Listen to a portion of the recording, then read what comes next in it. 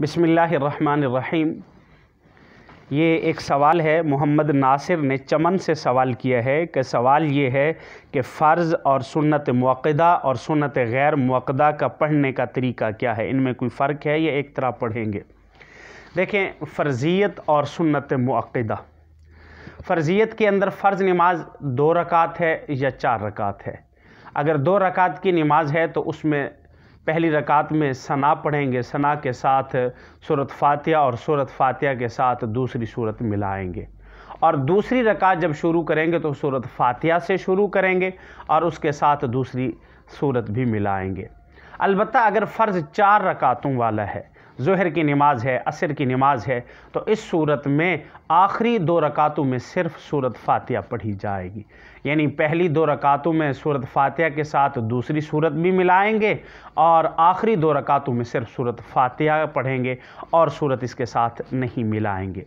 और इसी के साथ जब दरमियानी कायदा करेंगे, दरमियानी कायदे में सिर्फ तशहुद पढ़ा जाएगा, तशहुद पढ़ के फ़ौरन खड़े हो जाएंगे, उसमें दुरूद और साथ आखिर में दुआ, ये फ़र्ज़ों के अंदर दरमियानी कायदे में नहीं पढ़ेंगे।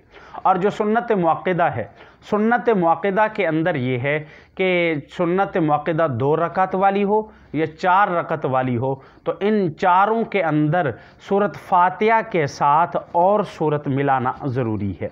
पहली रकात में, दूसरी में, तीसरी और चौथी में।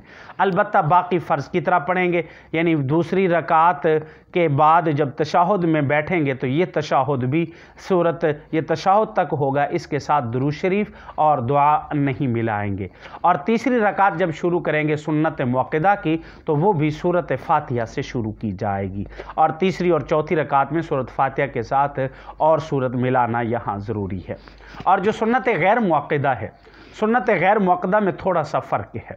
वो ये है कि अगर सुन्नत मुअक्कदा गैर मुअक्कदा 4 रकातें हैं तो उसमें हर रकात में, जैसे सुन्नत मुअक्कदा में मैंने कहा है कि हर रकात में सूरत फ़ातिहा के साथ एक और सूरत मिलाएंगे, पहली में, दूसरी में, तीसरी और चौथी में।